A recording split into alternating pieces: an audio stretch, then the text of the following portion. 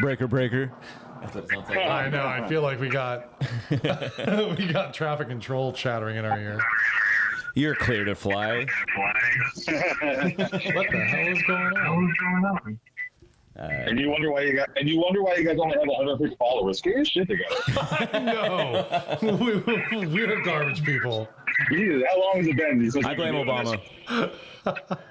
Do better. Just fucking. I'm telling you guys to do better. I know. You know, maybe next time I'll just put the phone up to a microphone again, like we used to. But, so I don't know if it could be feedback from this or from like his end too, though. Yeah. You know, like. Now you're gonna blame me for your shortcomings. Yeah, it's your fault. Yeah, for it's not sure. us. We have a stellar podcast. Let me tell you. See, you're taking your hurt and you're putting it on me. You see what you're doing? Fuck you, Brian.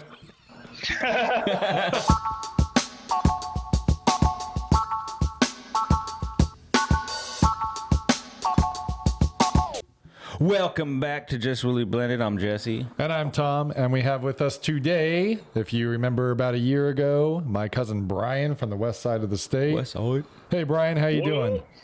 I'm good. How are you guys? We're doing pretty good. We're Has hanging in it there. been a year already? It has to have been No, close, right? I think it's been 2 years. Has it? I No. think so. It's been a while. I know that. We'll have to look back. Yeah. We'll go back in the archives and find out. Yeah. But it's been a feel while. Like it was, yeah, it has been. Yeah. So, you know, Brian and I, we've talked on the phone a little bit. So we've kind of talked about life and just how things go and how, you know, things are up, things are down. Yeah. Jesse and I, obviously, we talk a lot about it just generally on the podcast, how we're doing, when things are good, when things are bad. How are you doing? Right. What's going on in your life? I'm doing good. I mean, of course, every time we have a talk, I feel like it's a counseling session. But I'm doing pretty good. Some changes. Pretty recently single. No. Trying to get myself back out there. It's getting used to being alone again. Yeah. Is a big change, but I'm trying to not focus on that. I'm trying to focus on getting to a better place in my life where I'm happier. I'm kind of in a dead end job, I feel like, and I'm not really loving my employment, and I just feel kind of I don't know, just like I'm not doing much. I'm kind of just floating by, and I don't want to just float by. Yeah. No, I get the job thing. That's how I actually feel right now. I'm like stuck in place at my job, and I was like, I want to leave, but I just don't know what to do. It's like sounds so easy. They're like, just wear. I'm like, Just but I'm quit. making money. I don't want to just quit. Right. Yeah. Right. Find what you love. Just find what you love. Yeah. It's like, okay. All right. I love prostitutes and and blow. That's right. I'm going to become a drug addict. I think that sounds like a great idea. I've been watching Narcos. I think I can do this. I think I know how to do it. Just don't get high on your own supply, right? That's the main rule. Right. Yeah, use someone I'll else's. just be a drug mule. There you go. Fuck it. You know, What I could actually possibly go thought wrong? that once. That you're going to be a drug dealer? No, like a mule. Oh. Where you just like Just I'll- run. you know what? One day I'll just drive 18 pounds of heroin across the state real quick I mean- and make quick 10 grand or something. Right. I probably shit my pants. I spent a lot of my earlier years actually being a drug dealer. Like, yeah, that's real shit. Like when I was Dang. younger, from about 17 to my early 20s, that's what I did. Yeah. What'd you deal? And a little bit of everything. Man. I mean, it was mostly just weed, but Yeah. I sold a little bit of coke here and there, and some pills, and Man. Did you make good money doing that? I made really good money doing that. I'm just wondering. I never felt more successful in my life. Listen, like the best part about dealing drugs is you make your own fucking hours. Sure. That's true. That's like an entrepreneur, really. Yeah. You work from home. For the Right. most part, you work from home. It's like the pre-COVID like normal home It's like the job. original remote work. Yeah, I was just gonna say that, Rich. Yeah, it's just remote work. Did your boss make you do any bullshit meetings? Sales calls or anything? Can you imagine Nope. a drug dealer like you, the guy your hookup? You guys have these meetings. All right, Your today- numbers are down this month, man. What's going on? What's going on out there? The coma numbers have been up. What's going on? The ROI on that weed is just not what I thought it would be. Their projections are showing much higher, Brian. Oh, fuck. I was pretty good at what I did. Yeah, well, hey, that's good. I mean, if you're going to be good at anything, that's probably when you don't want to screw up, right?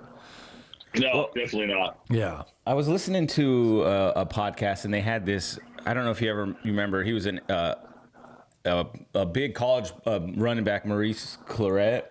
And he ended up like selling drugs and stuff. He played for like, I think it was the Buckeyes years ago.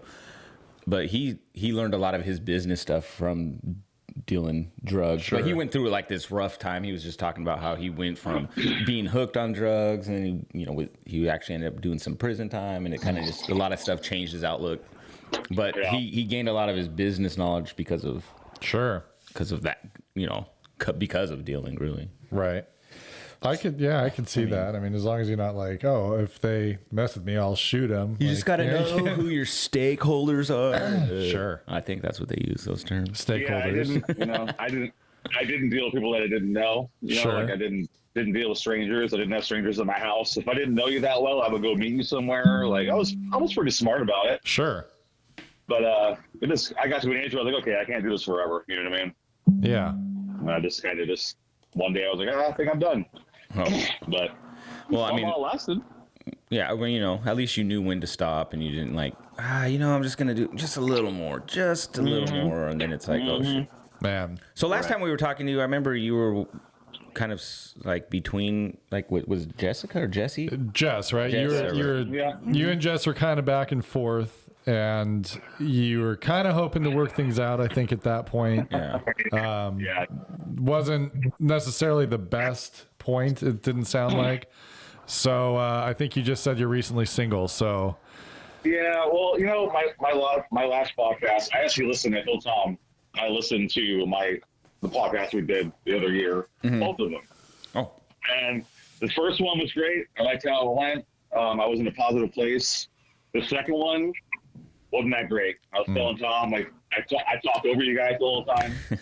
I was just venting, and I was putting a lot of blame on her and not really focusing on what the underlying issue was. And I feel like last time we talked, I'm like, I was going to make all these moves, but like I was telling Tom, I feel like I didn't empty the bucket. I just got to where it wasn't overflowing. And I was like, okay, I'm good now. Like, it's good enough. So I could just not do the self-work anymore, and everything is going to work out. And that's not reality. Sure. Yeah. It's it's a continued process to keep learning, Yeah. Yeah. And we were in a good place for a while, and then we fell back off, and we've been doing this on and off for years, and neither one of us want to do it anymore. And I love her to death, and I believe that she loves me, but we just kind of came to a place where we're like, listen, this just isn't working for either one of us.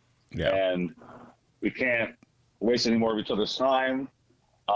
I've got traumas I've never dealt with. She's got shit she hasn't dealt with, and we weren't dealing with our traumas together. So we got to go our separate ways to make our lives better. That's what we got to do. I'm in a different place now where I'm not like living on a prayer. Like I'm all like, oh, hopefully I'll get better for her, or we'll work this out. Like right now I need to focus on me, getting myself in a better situation so I have more self-confidence to feel better about myself, and see where we land. If we land together, great. If not, that's got to be okay too. Yeah. I mean, I think you said it though. I mean, you're working on yourself and you're focusing on that. I mean, you sound a lot more positive. Yeah, I was going to say, I definitely tell a shift from last time. Our talking, you were, it was ugly. You're giving the words of doing it for you that you needed to grow, but this time it does seem like your tone is different, where the goal isn't ultimately for you two to end up together. Like you said, if you do, you do.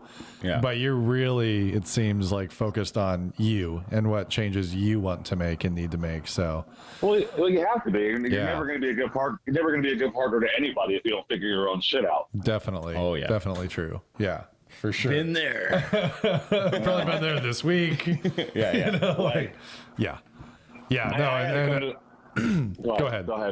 No, you go ahead. I was just going to say, serious relationships, I mean, if you really want to be in it for the long run, there's always going to be stuff to work on and work out. It's never just like a coasting game. No, just when you think it is, it's like, nah. Life throws a curveball and she's pissed again. Yeah. Sometimes you do stupid shit.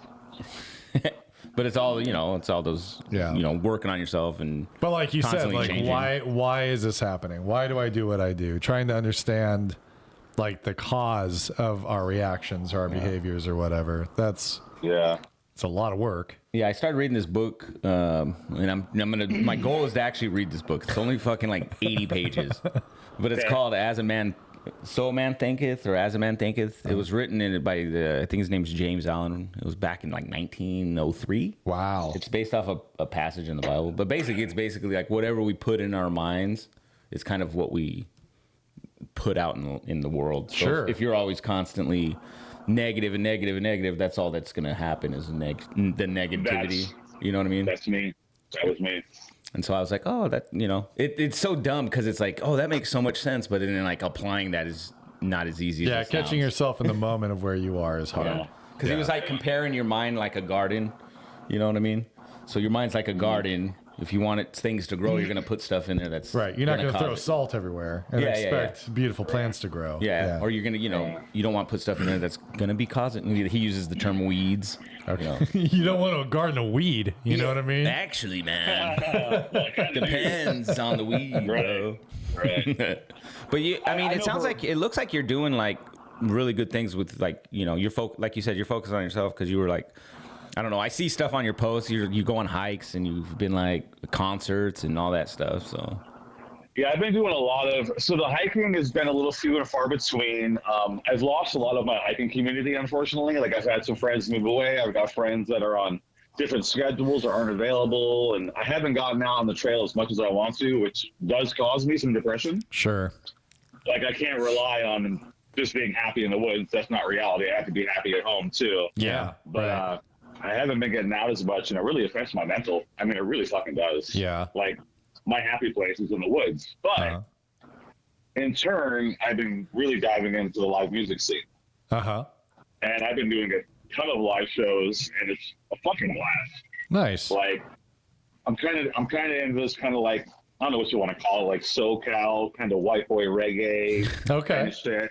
Like, I don't know if you guys have heard of it all. It's really good. It's been getting popular the last couple of years.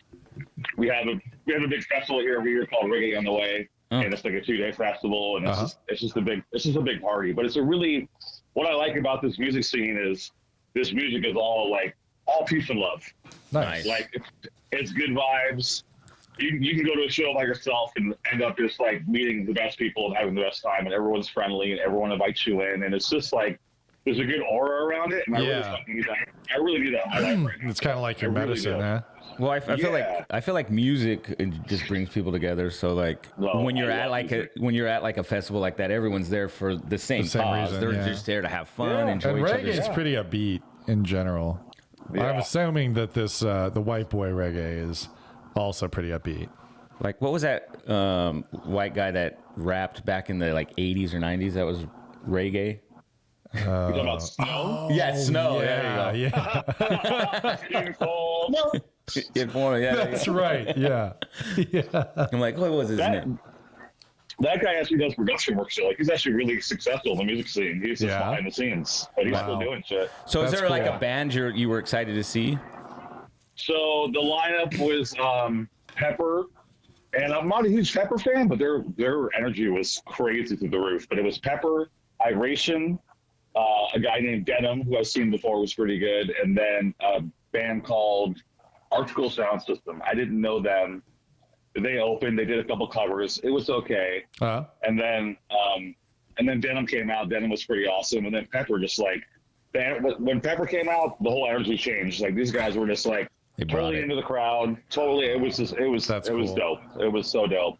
But it started at 5 and went till 10. Yeah, that'd be cool. So I was out there just like bouncing with the crowd. Like I pushed one right to the front of the stage. Like I want to be right up front. When I go to a show, I'm not sitting in the back like fucking around. I'm up front, hopping and jumping and having a good time. Yeah. And it was a fucking blast last night. Like one of the best nights I've had in a long time.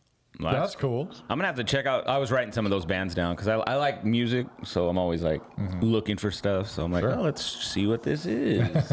Okay, I will change your life really quick, and I will tell you this. This is all you got to do. Go to YouTube and type in Sugar Shack Sessions, and it's all Sugar Shack. Just type in Sugar Shack. Not the song Sugar Shack, right? No, Sugar Shack is a website where a lot of this music scene started. Oh, and you'll find all kinds of like live unplugged performances. And there's some great bands. So I'm going to YouTube right now. Sugar Shack. Oh, there you go. Sugar Shack Sessions. I don't know. I have one of my technicians. He's really into music, and he's in a little band as well. And so me and him are always like sharing different. We hear something different, so he'll send me the band name or whatever. Yeah. And so write down Little Stranger. Little Stranger I've seen several times. Those guys are fucking amazing. Little Stranger, Fortunate Youth, Soul Seed. I can go on for days. I'm not going to. That's just cool. when you got some time, go on there and just check out the music. It's just a good vibe. It's a lot of it's weed driven. I don't smoke weed, but a lot of it's like they're singing about weed, but it's fun music. You know what I mean? Yeah, no, you said that, and there's a Fortunate Youth. There was called Burn One, and the thumbnail was him with a big fat joint in his mouth. Yeah, it's I smoke here and there. I can't do it anymore. It gives me anxiety now. I can't do it. Yeah. I think that's what happened to me last night. I actually hadn't smoked in a while, so I smoked last night. And well, you were telling me a while back you were starting to feel anxiety from it, right? Yeah, no, yeah. And that's kind of what happened last night. And I was like, fuck. Yeah. I was like, that's why I stopped. Yeah, I've been having enough anxiety on my own the last couple of weeks. I do not need that shit. So you guys both have way more experience with that than I do. Any theories on what might cause, because weed a lot of times people turn to chill out. What do you think it is that changes it from something that helps you chill to something? So much. For me, it's like I do it so much that the effect that I originally started taking it for to be like kind of like calm my nerves, like it doesn't work that way anymore. Okay. So I still overthink, and I'll start overthinking even more because of now I'm like your brain stoned. copes to it, so you teach yourself how to nervousness your way through. I'm like, oh my god. Yeah, I don't know. It's just weird. It's a weird feeling. Yeah. What do you think, Brian? Do you have any idea what would shift? Well, what I think is, and it's kind of a proven fact, that as you get older, your body changes and your body chemicals change. Right. And your buildup and there's all these changes in your body. And sometimes something that used to work for you, this might not work anymore. Yeah, right. Like I used to smoke weed like a fucking chimney. I mean, I started smoking weed when I was like 13, 14, and I was a daily smoker up to my early 20s, and it never, ever, ever gave me anxiety. And I quit for a couple of years, and I tried it again, and that shit had my heart pounding out of my fucking chest. Huh. Yeah, I woke up last night with I guess not a panic attack, but it was like, I don't know, 2 a.m. My heart was like beating out of my chest. Huh. I was like, oh my god. Miserable. So just not a very pleasant experience. I was like, okay, maybe I'm gonna stop again. Yeah. No, thank you. I've been having some serious panic attacks lately. I don't need anything to help that out at all. I've had some rough nights, man. Oh my god. Yeah. Like I don't know I can't even identify what it is, but I've been having some serious anxiety, and it just comes out of nowhere, and I just can't catch my breath. And I had one so bad the other night that I was physically shaking. It was terrible. What do you do to try to calm your nerves when you do feel those attacks come on? I just try to control my breathing. I've recently started building a playlist on YouTube called Self Work. Okay. And I've been downloading like breathing exercise videos, and I've been doing qigong. Have you guys heard of qigong? I don't think so. Sounds like a meditation thing. It kind of is. Qigong is like body movements. It's kind of like it's actually, I believe, a form of like Tai Chi, kind of. It is a form of martial arts, but it's like slow body movements. It's almost like you're like when you see like a sensei doing like the slow body movements, it's kind of like that, and it just really levels it and kind of brings it down, and it's just, I don't know, it's just therapeutic. I like it. Yeah. There's actually, I did hear that there have been some studies lately around Tai Chi, which is similar to that. Yes, I believe. Yeah. Yeah, and they are finding that I think it was in like Alzheimer's patients. It slowed just doing that slowed the progression of the disease. Oh, that's kind of Really? crazy. Some sort of body-mind connection of those slow, like you said, slow controlled movements had such a huge impact. And I'll tell you, like I was a sped teacher for a while. The things I learned about like why kids swing a lot or do certain movements, the bio brain connection reasons for some of this stuff was so wild. It's our bodies are a crazy thing, and what makes them work in different ways can sometimes be so crazy. seems so out there. But I was on my way home yesterday, or from Friday from Oregon. So I was working in Portland all week, and then I've been trying to think of ways to like get negative energy out, like just out of the house and stuff. Not that the house is chaotic, but you can feel like the energy's different or whatever. And so like on my way home, I'm like trying to be calm. So I like went to Spotify looking for like calming energy, like positive energy music. And so it's like it's like bells and stuff like that. But it was just very like kind of relaxed because I was like, okay, I'm getting home. Let me just kind of be in a more positive mind space right now. Right. Traffic was getting on my nerves, and I just felt myself already kind of like tensing up. On edge feeling. Yeah. I was like, I don't want to come home with that. Right. You know what I mean? And so I was like, let me listen to this, and it actually like was working. It was just weird music, I guess. Right. And I was just like, oh, okay. Yeah. Do you pop music into that mix you have, or do you pretty well just keep it with like breathing exercises and? With my self-help list, it's all like breathing stuff and like how to control your anxiety, how to deal with anxiety and the breathing things. I don't really do any music in it. I mean, I have plenty of music playlists, and music is, for me, music is very therapeutic. Sure. But in that moment, you need more of like the mindful on how to get myself out of that intense feeling. Yeah, I got you. Yeah, for sure. I've also been I haven't done one in a little bit, but I know, Jesse, you said that you have a hard time like reading a book, like finishing a book. Oh yeah. Do you ever do any audiobooks? I haven't done an audiobook in years since like my work assigned us a book to read. That's only I think that's the last audiobook I tried. Yeah. I think I'd be better with that. Me too. I am ADHD. I cannot sit down and read a book. But there's an app you can get for your phone, and it's through your public library, and it's called Libby. Have you heard of that? Oh yeah. My wife uses that. Yeah, so you can get on there, and they have all kinds of like self-help audiobooks. Jess turned me onto it, so I use Jess's library card and my mom's, so I could have two different like archives of books. Nice. And you go in and you find these books, and like some people have a hold on them. You gotta throw your hat in the ring and like just wait for one to be available. But they have all kinds of self-help books on there, and I've listened to I think two of them now. And they really, really help. And I'm at work, and I pop my earbuds in, I put the book in, and I listen to it, and I just do my shit, and I'll burn through a book. That should take 10 hours in 2-3 days. Oh, damn. Nice. Just dive into it. But, and you feel like you're learning. So during that time that you may not be loving what you're doing, you at least feel like you're getting something positive out of it. Oh, yeah. There was one book I read when me and Jess were still together, and it was all about relationships and, like all the struggles that couples have. And it gave all these different examples and kind of told you how to deal with fights and how to work through things. And I thought it was extremely helpful. And it gave us something to sit down and have a platform to talk about. Right. You know what I mean? Like, it's a good way to connect with your partner as well. Yeah. I might have to check something like that out. Well, right. I mean, communication is a huge part of any kind of relationship, right? And your spouse is somebody that it's probably the easiest to lack in communication, and the most important person to have good communication with. So, yeah, for sure. I mean, you take it for granted sometimes. Yeah, our daughter was laughing one time because Blanca and I got into it over something to do with the pool, and I don't even know what it was. It was something stupid. And Elena the next day was laughing, and she goes, yeah, the funny thing was you guys are both talking about two different things, and you didn't even know that you were talking about two different things.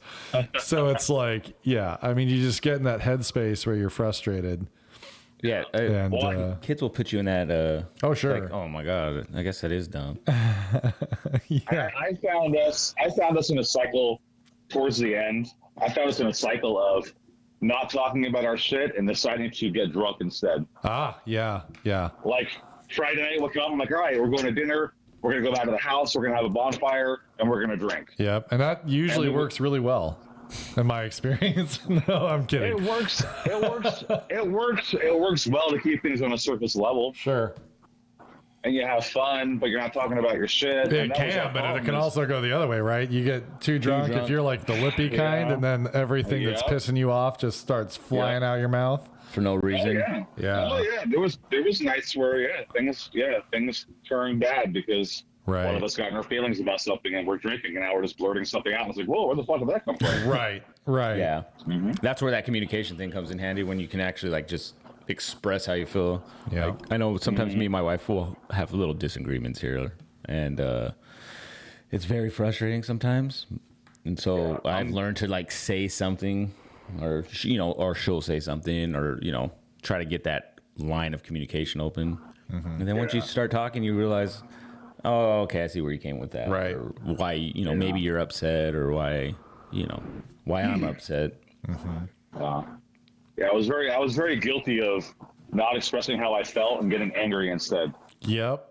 It came out in anger. Like, I didn't talk about shit. I would bottle shit up, and then I would yell about, dishes in the sink, some shit. Like, I would focus my anger somewhere else, and it was not healthy. Well, Jesse and I have talked about that on this podcast before. Really, up until very recently, I don't think men were taught much else. No. I don't think it mattered what your background was or how, rich or poor your family was. Culture was pretty well, men don't really feel. And if you do feel, you just channel it into anger because that's acceptable. Well, I've been listening to a lot of Theo Von, and I know he's pretty funny, but he has a lot of insightful stuff that he'll discuss about his gang. He'll talk pretty deep, and you're like, he'll get into his feels, but he's always talks about how he never learned how to feel, like to express his emotions and to put the feelings to words. Like that's how I get it a lot of times. It's like I don't know how to express the way I feel when I feel a certain type of way. Yeah, I've never, I guess, learned how to. Usually, it was like like you said, just keep it inside. Yeah, it's better down here, so I can get angry and throw something across the street. Or well, I know I've always felt like if I speak, it's just going to make it worse. Like whatever I'm going to say is just going to be screwed up anyway. Like this is how I'm feeling. I want to get it out. And it comes out like, I say it, and then it's like, oh, and it's like, shit, I should have just been quiet. I did that in therapy. I had a gal therapist, and it was going great till I had my wife come with me, and then it's two women, and they're both ganging up on me like, can't you speak, you idiot? Like, I'm like, no, I got no thoughts. That is a thing, though. Like, once you feel attacked, you kind of like start shutting down emotionally. Yeah. Well, my brain, like, I'm not a stupid guy, but I start to feel that pressure, and it's like I can't think. I can't. Like my wife is like a lawyer, she'll go into details and memories, and she's like, "Do you remember at 3:39 1.5 years ago on the 14th of July when you?" I'm like, dude, no, I don't remember that. She's like, "Do you remember what you said 1 second ago?" No, I actually don't remember what I said. That's me. It's rough. Yeah, I have do you ever find yourself like not doing it on purpose, of course, but you ever find yourself like self-sabotaging yourself?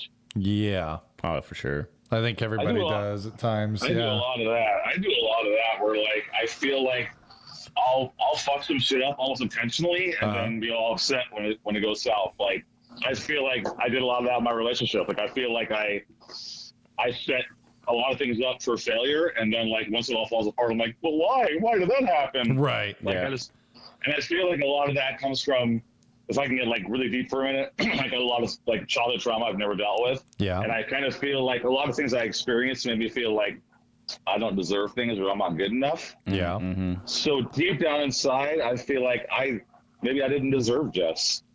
Yeah. I get that. So I would like cause these scenarios where it would cause us to fight or bump heads because I really felt like I didn't even deserve to be with her because I don't deserve to be loved because I'm not good enough. And a lot of shit that happened to me when I was a kid, I feel like I must have done something to get this. Like I caused this. Sure. Like I'm I'm a bad person, or like why did my dad beat me? Why, like, I don't want to get in some details about some things, but I went through a lot of shit as a kid. Mm-hmm. Not from my mom. I love my mom to death. I've got nothing bad to say about my mother. She was an amazing woman. But I dealt with a lot of stuff on my dad's side of the family that really fucked me up. And I felt like I deserved it, maybe. Yeah. Like, a lot of reasons why I didn't speak up when my dad was abusing me was because, I was scared of the consequences. Because he always told me, like, if you say something, I'll kill you. Like, I was scared of that. But I also felt like this is happening for a reason. And it's not happening to my sister. It's only happening to me. So you must be the bad one. You must, and you were very young. Yeah. And then, right. Do you think that are you like a people pleaser? Do you find? Honestly, no, I'm not. Oh, that's good. Mine is I have to always please, because I have that same feelings like that where I don't feel like I'm good enough. So I'm always trying to do something to please someone to like justify maybe that they'll love me or make me feel good about something. But I think that's how I dealt with mine. I become a people pleaser, which I try not to be. I understand. I'm almost opposite. I'm almost like I get angry and too outspoken, and like it's I don't know. It's frustration for me, I guess. I don't know. I can't really put my finger. I'm still trying to figure out why the fuck I act the way I act. I'm in that process right now. Yeah. And I think that's where maybe some of my panic attacks are coming from, because I can't really identify why I'm having these panic attacks. And I think it's because I'm in this in-between place where I'm trying to figure out myself. And I don't always have the answer to why I feel the way I feel. Mm-hmm. And I feel like because I am confused and I can't like put my finger on it, that I start to get anxiety and panic attacks, because I'm like, what's going on? I don't understand. And my body doesn't know what to do. And I just have a panic attack. Right. Mm-hmm. I don't know. It's all internalized, and then it kind of just boils up to a point that it's not contained anymore. Yeah. Yeah. And then I can't sleep at night because I lay down, my brain starts spinning. God, once I lay down, we talk about this, Tom. Once you lay down, all your thoughts come out. I'm laying in bed at 10 o'clock at night, and I'm like, I got to put a video on for YouTube to do some breath control, because I'm having a fucking full-on panic attack. Right, and there's nobody there when you're totally alone. It's just noiseless, and I live alone. There's no one here besides me. And then I go to sleep and I have all these fucked up dreams, and I woke up having a panic attack from these horrible dreams I'm having. Yeah, you feel great in the morning when you just have nothing but nightmares that drain you emotionally. Yeah, that was me last night. I was listening to you talk, and I wonder if part of it, and tell me if you totally disagree, because maybe I'm totally off my rocker, but do you think there's a little part of that when you're talking about like the self-sabotage piece? Is there like a control piece where it's like, I know it's going to go bad anyway, so it's safer, like emotionally, it's safer if I know I purposely caused it than if it happens, like, does that make sense? Where it's like, if I don't screw this up and then they leave me, then I really am bad. But if I do something I know I'm controlling isn't great, then at least inside somewhere I can say, well, it was really, it's like a justification. I knew what I was doing. It wasn't me. Does that make sense? Yeah, I never really thought about that. I don't know if that would be right or wrong or like, I don't know, but it just is kind of, there's something popped in my head. It could be like a just like a safety mechanism, of like, yeah, because I know some of what I do, I think, is a little bit that way. I used to, I've been fairly academic in my life, but I've never had academic confidence. Like, I always assume I'm like the dumb kid, that kind of thing. Oh, yeah. And I have something to prove. I'm not ever good enough, and maybe that way. I grew up with a cousin that went to Cornell and like all that kind of shit. And it was just like, I went to Eastern. I went to like, a very basic college like everybody gets into. Nothing, I'm not pooping on Eastern. It was a great time and a good school, but I just felt like that bar was so high that I would never reach it. Yeah. So even now, I am like so uncomfortable if I have to go to like a more academic type job deal where it's like everyone's talking about theories and you have to like share your thoughts and all that crap. That's how I feel at work all the time. Yeah. Because I don't think the way these guys think. They're very, I don't know. I'm very like I'm more of like a, I don't know, construction work person. Okay. Like hands-on kind of. A hands-on guy. Yeah. Like these guys are like book smart. So they, sometimes I get that feeling of like like I'm like, yeah, like I'm just stupid or I'm dumb or I'm not, I'm not worthy enough to be a part of that group because I don't know what you guys are talking about. Right. Yeah, I think that's a real thing. I lost connection on my earbuds. Oh, can Hold you hear on. us okay? Hold on, guys. All right. No worries. I can easily cut this part out, so we'll be good. I'll write down the timestamp for it. We're about 3408. But no, I mean, I don't know. I think we all get those feelings of feeling self-worth, like your self-worth's low. Yeah, for You know what I mean? Like, I think that's what I dealt with a lot. And it's when, probably a different. few years ago, it was like, just felt worthless. Yeah, It's, I get it. and that Let us creeps- know when you got your earbuds back, and then we'll kind of pick up the conversation again, like officially. I got it back. I got Okay. it back. You're good to go? Yeah, one of them like stopped working for some reason. Yeah, isn't that fun? So I had to put him in the case and like, yeah, pop him back in. We're good now. We're good. All right. God damn it. So I missed the last part you guys were saying, unfortunately.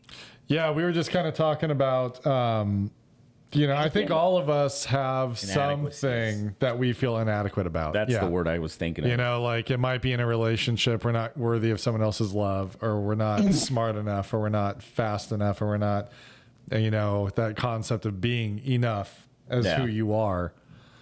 It's a tough thing to feel like you're good enough. At least, I mean, in my experience, it's always been. It's like a tough feeling for me to feel good about who I am, when a lot of the times I've always had this negative outlook on who I am. You know what I mean? Yeah, I don't. Yeah. Yeah, a lot of times I don't feel adequate, and it's hard. It was hard with Jess because Jess was always so positive and so like, she saw the good side of everything. Yeah. The whole like everything can crumble, but something good is going to come out of that crumble, and she'll find it. You know what I mean? Like she's had some really, really hard shit in her life and her past. I mean, she's got some shit that my shit ain't nothing compared to. But she always finds that silver lining. That's a And gift. so it's That's a gift. so someone like myself who struggles with that, like to make that work with someone like that is really hard because they're so positive. So she's looking at me like, why are you so goddamn negative all the time? Like I can't have this energy in my house. That sounds. So that familiar. was hard too. So I'm trying to get to a place where I got to figure out my shit, accept who I am, realize that I am good enough, Yeah, for that sure. I am worthy of love. Like that's my big thing. Like I need to get to a place where I feel like I'm worth the shit. Yeah, and I think sometimes you just need to know it's okay to feel the way you feel sometimes too, and accept that sometimes I feel like shit, and then be okay with feeling. And that is okay. And that's okay. Yeah. Like it's okay to feel that way. At least you're acknowledging that you don't feel good about something, and you're doing something active to like kind of maybe change that pattern Yeah. or that habit. And some of it, I think, is just building language. One of my biggest issues is it's not that I don't have language. I can talk about just about anything, but when it comes to connecting words to how I'm feeling beyond just the basic, it's like my brain doesn't have the connections to link my feelings Yep. to communicative words in a way that makes sense. I always feel disconnected verbally from me too. my experience, and it's like there's some level of just learning to communicate that in words. Yeah. Yeah, I have a hard time with that. Jess is like, well, why are you feeling this way? I'm like, I don't know. I right. don't know why I feel this way. Well, it like, is truly a confusion. I mean, it's like, I don't know how to put this into words the way I feel. and I don't have terrible experiences in my background. I just have a lot of self-doubt and that kind of crap. Yeah, and I think And I think at the end of it, like regardless of these different backgrounds, that feeling of self-doubt or self-worth, I think that's always going to be like the same for everyone. Right. Like regardless of you had this rough childhood and maybe you didn't. That feeling you have is no different than the next person. Right. Yeah, and really, like, how universal is this? Like, how many people do we know in life that just walk around like, I've always felt great about myself? Sociopaths, I think. Like, there's, Narcissists. narcissists and those I'm nut amazing. jobs. But, like, most of us, I think, probably have some sense of, I don't know. I don't know. It took me a good almost 2 years to kind of start feeling good about myself, even though I get those feelings of not feeling good. I think when I quit drinking for that time, like It really made me reflect on myself, I think, and just figuring out, oh, I guess I am good enough, or fuck it, I am me. I'm not gonna apologize for being who I am. Right. You know what I mean? Right. You accept me this way or not, and help me work through this shit, or you don't. Kick rocks. I think my biggest downfall is that I don't address my shit until something dramatic happens. Okay. Yeah, I gotcha. Like until me and Jess break up, I don't deal with my shit, or like until something really bad happens, I don't deal with my shit. So it's like crisis management. Yeah. Yeah. Like you're not kind of going through it all the time. It's like, oh, now everything's screwed up, so now I need to deal with it. I got to fix it. I have had that same conversation with Blanca all the time. I go through my life like that. It's like, all right, this is good, so I don't have to focus on it anymore. Yeah. This is now a problem. I'm going to focus on that. Now that's fixed. Now I'm over here. I can't just be present in everything all the time. It's constantly, and I think I'm starting to get a little better, but I get what you mean. Yeah. Because it's, it's good now. Everything's okay. So now I need to focus over here. And I got to make sure the lid's on that. And it sucks. And then it's you draining. move over here, and then the lid starts coming off. Yeah. Right. Because I remember just making a comment like, why can't you do this when we're together? Why can't you do this when we're together? I'm like, well, because I have to learn lessons the hard way. Because everything's gonna fall apart for me to focus on my shit. Mm-hmm. And it takes some self accountability and like, okay, like, shit, this all fell apart. Now I gotta get better. And then I start doing the work. She trusts me. We get back together, and then I ignore things because everything for the moment's okay. And then she's like, okay, like, we're not good again. And I'm like, okay, now I'm doing the work. Like, Right. Or, she's like, we can't do the work together. Mm-hmm. Obviously, which is a goddamn shame. But obviously, we can't do the work together. So go figure your shit out, and I'll see where you land, I guess. So. Yeah. I don't know, you get that feeling of being comfortable. You become comfortable again, so it's easy to just ignore that feeling. I can't do that, man. It's work. It's always work. It's always work. You have to be intentional all the time. Right. Well, and I noticed too, with me, like, going back to like the academic side of things. In school, I always had this kind of pattern where I would go and wait too long to start something, get super, super stressed out, and then have this very like relaxed feeling when I finally got it out of the way. And I think I was addicted to the bad feeling and the good feeling after. And we got a lot of feedback. Do you hear feedback on your end? Not at all. No. Okay. Now I hear myself a little bit. Yeah. Yeah, it got bad there for a second. It sounds like it's a little bit better. Yeah, when we talk, we hear ourselves. I heard myself. Okay, I'll hear it now, but I did for a minute there. Ooh, I was talking and it was like starting to like squeak. Oh. Sound like a little mouse. Yeah. I'll try that again though. It was like, things were really bad, and that wasn't a good feeling, but it was an intense feeling. And then things would calm down and I get like this big rush that the pressure's off. But I think that was addictive in itself, of feeling something, like feeling something intense. Yeah. That wasn't boring. But it was very unpleasant. It wasn't a very healthy way to go about things. Just feeling something to feel something. Yeah, right. And maybe addicted to the negative because of the positive that came out of that when everything got better. And I think to a degree that's kind of been in my relationship too, because Blanca will get, every once in a while, things will come up and she'll get really, really upset. And I'll feel that really, really bad feeling. And I'll want everything to be good again. And then it's good again. And I get that love rush of like, oh, it's wonderful. Right. And, it's like, do I do things on purpose to cause that so that then we get that really good feeling? Like a dopamine rush, you know what I mean? Yeah, it's like a constant work. Right. You got to constantly work at that too. Yeah. That's the hard part. Because it's easy for me, like, at least for me, it's easy to just be negative. Right. Oh, yeah. Instead of always being positive, it's always like, well, this is going to happen. I know it. Yeah. It's almost like you will it to happen. Yeah. Yeah, throwing salt on that garden, Again, self-sabotage. Oh, yeah. It's a form of it. It is. Yeah. Like, let's make it all fall apart. So when it gets better, I get that amazing feeling of everything's great and we're so in love and everything's wonderful and. Yeah, right. It's like reality. Subconsciously, are we craving that rush again? So we create that negative so that we get that intense feeling again.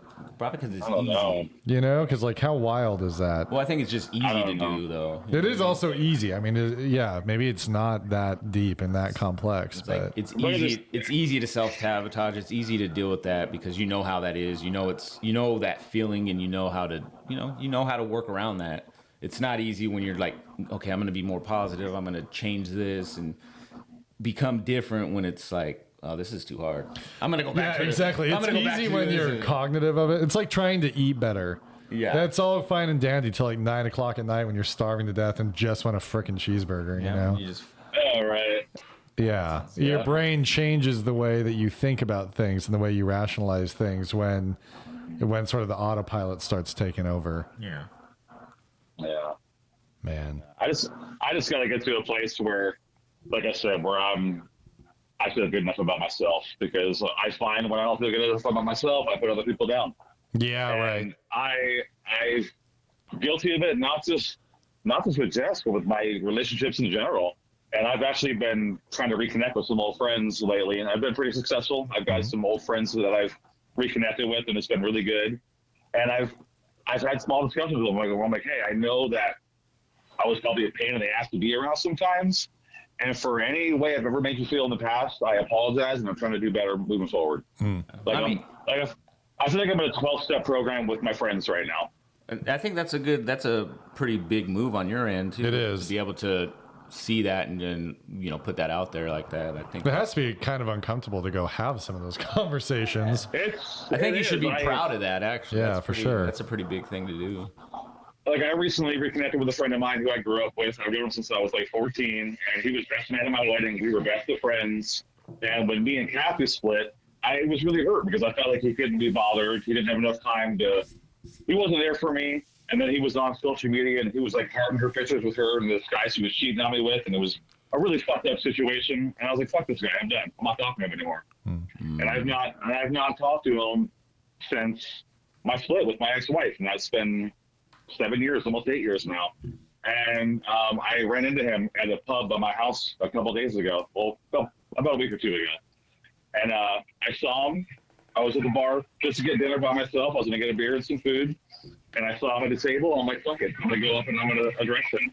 And I came up and we chatted for a bit. And it was kind of awkward because we hadn't talked. And it was awkward on both ends. And we chatted for a bit. And I'm like, hey, man, can I take you outside and talk to you?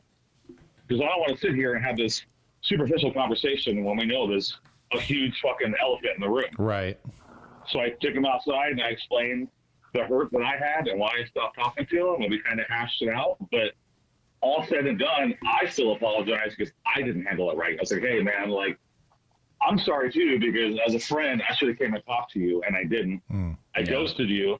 We've been friends for 25 years, and I just stopped talking to you. He's like, yeah. He's like, I wish you would have confronted me and try to fight me or something. Like, I would have known what was going on. But he's like, you just fucking ghosted me. And I'm like, so I had to do some apologizing because I didn't handle it correctly either. Right. And that's what I'm doing.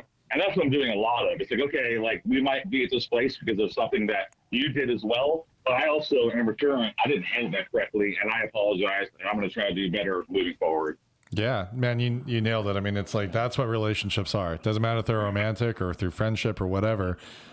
Human beings are human beings. We don't always see eye to eye. No. And it takes two to tango, Yeah. So it's like, right. I mean, you got to be willing to talk stuff out. Those tough conversations are sometimes, they're hard. They are hard. I'm just going to leave. I think that's easier. But you're so right as far as actually getting it out, airing it out, because that's when it's super awkward. It's like when you talked about when you first saw him and you first sat down, and it's kind of like the niceties you're playing, but both sides kind of know this is bullshit. And then, then you go and air it out, and all of a sudden it's like, you get that one laugh in again, or that you can just kind of, you sense when that ice thaws, and it's right. Well, it's let go of that negative energy that you held on to for so many years or whatever it was. Yeah. Right. Yeah.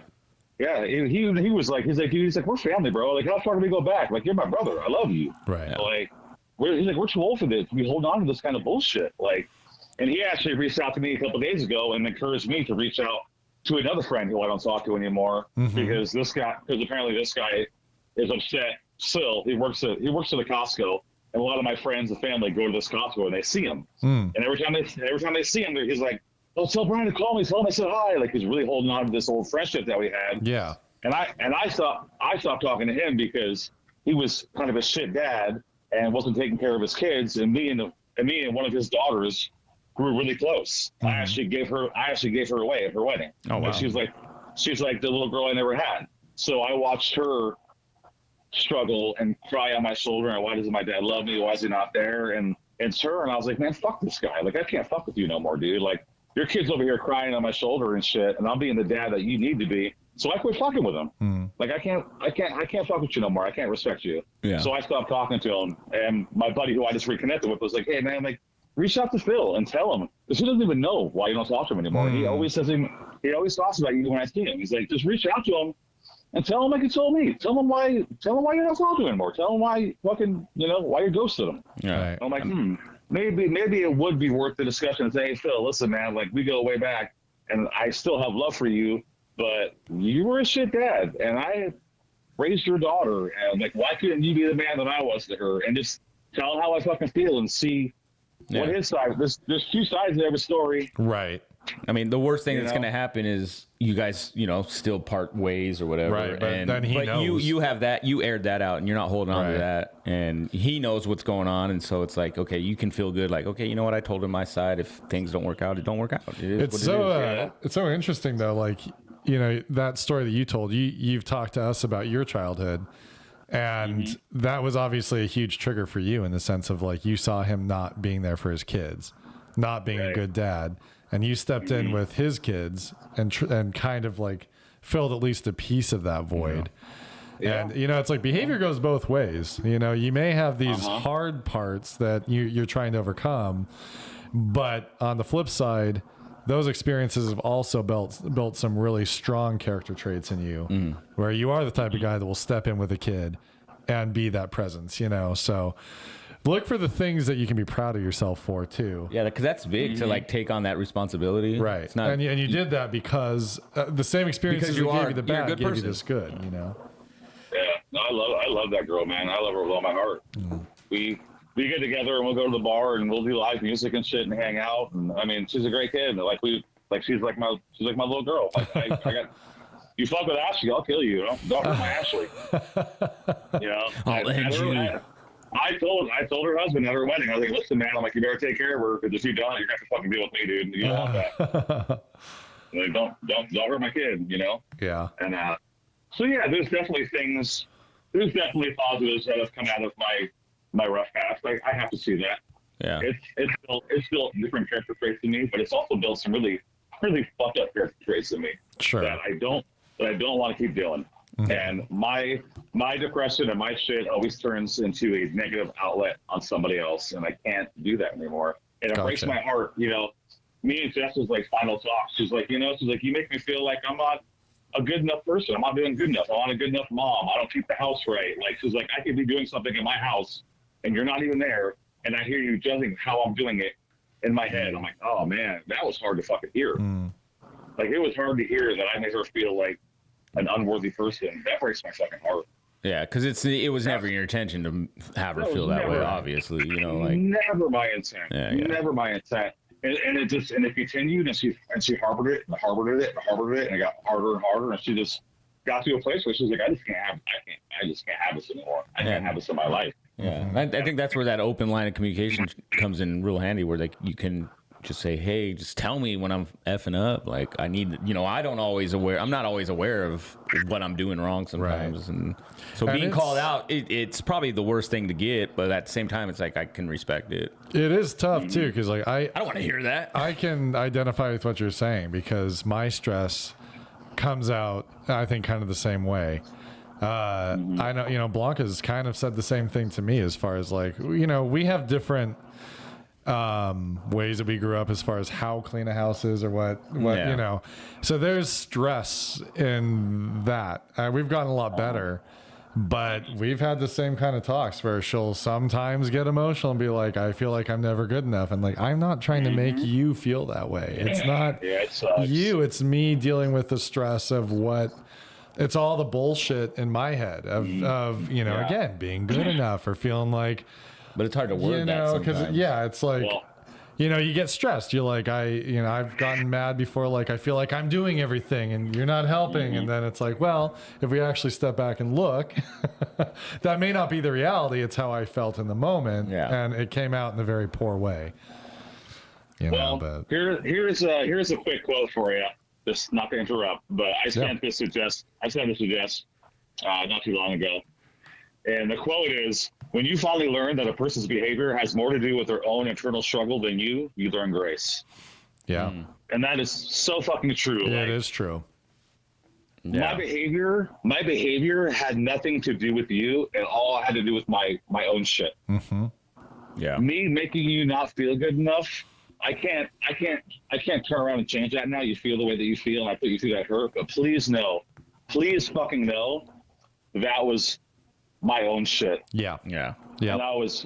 And unfortunately, you were the outlet of that, and that's not fair to you. And I'm so fucking sorry. That's one of my biggest hold-ons to. Like, that's one of my biggest regrets in this whole situation is how I made her feel. I love that woman to hell and back. Yeah. And the fact that I made her feel like she was inadequate breaks my fucking heart. Right. Yeah.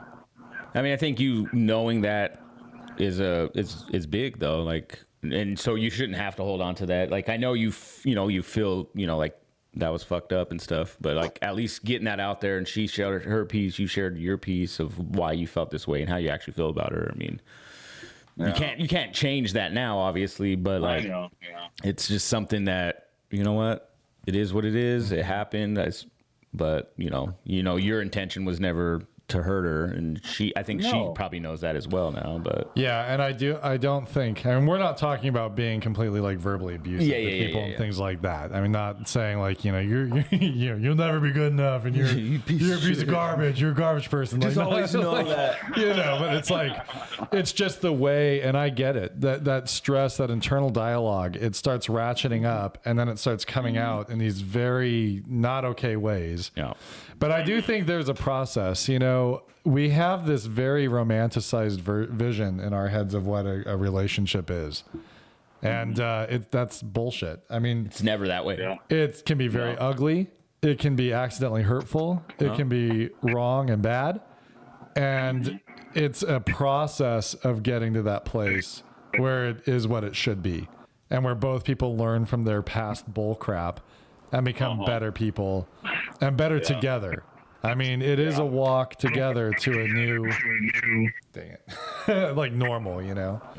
Yeah. And that's like having our conversations. We talked the other day, and you were talking about the last time we had our podcast, and you felt like you talked a lot, and you weren't super happy with some of the things you said. But there needs to be grace in our culture when people are trying to get better.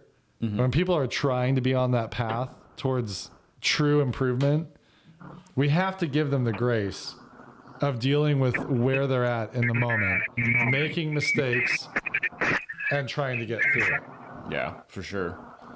I just heard myself doing a lot of bashing. I could imagine, like Jess was like, that was hard to listen to, and I get it, because I bashed the shit out of her, and it was I was obviously upset in that place at that time, and it wasn't probably a great idea to talk about that publicly. And I'm sure it was really hard for her to listen to, but it was hard for me to listen to when I went back on it. Yeah. And I was just ranting, and you guys couldn't get a word in edgewise. Yeah, we were just letting you vent. Well, I mean, and that's the thing. Unfortunately, it was a public. Hang on. Breaker. That's what it sounds like. I know. I feel like we got traffic control chattering in our ear. You're clear to fly. What the hell is going on? And you wonder why you guys only have 150 followers. Get your shit together. No, we're garbage people. Jesus, how long has it been? I blame Obama. Do better. I'm telling you guys to do better. I know. You know, maybe next time I'll just put the phone up to a microphone again like we used to. But, so I don't know if it could be feedback from this or from like his end too, though. Yeah. You know, like Now you're gonna blame me for your shortcomings. Yeah, it's your Oh, fault. yeah, for it's not sure. us. We have a stellar podcast. Let me tell you. See, you're taking your hurt and you're putting it on me. You see what you're doing? Fuck you, Brian. we're projecting. Yeah, I'm sorry, man. I'm sorry. It's your fault. You're why I feel this way. You're the only reason that we don't have more followers. Y'all made me feel dick. Oh, We'd have shit. millions if it wasn't. Yeah, it were for you. Wasn't for your goddamn boo shit. You had a lot more followers. No. Oh my lord. I don't know where that Hey, feedback comes from. okay, It's no. so weird. Tom told me that you have more views on the podcast that we did together than any other podcast. So don't put that shit on me. We actually did have a lot of views, huh? We did. Yeah. Yeah. People loved it. You might have hated it, but people loved it. Well, it's They like that cheese, man. Yeah. Well, this when it boils down to it, it's fucking reality. You know what I mean? And Yep. I'm sure a lot of people can relate to that. Yeah, for I sure. think so. I think it does, you know, again, our culture is very much, we're ready to just hate people who aren't perfect right away. A lot of tearing people down. And like you and I talked yesterday about the Facebook culture of just projecting this like amazing image that could be total garbage, could be totally fake. Yeah. And I think it's good to show the world doses of reality. It's not pretty. It's not always right. It's not always great. I might say something effed up because of where I am right now. And I might look back on it in the week and go, you know what? That was wrong. Yeah. I don't know where I was at, but was- clearly I wasn't in a good place. You know? I think that was me yesterday. Like, obviously, I had a drink or two, but I kept saying some stupid thing, like projecting how I think I used to feel when I drink and how it made my wife feel. So me repeating the same thing, even though she never said anything, like, probably made her feel like, what the fuck? I didn't do nothing. Like, yeah. so you So project that negative, and you're like, fuck, what was I? Why did I say that? Right. I'm so dumb. Are you using alcohol for a crutch, Jesse? What's that?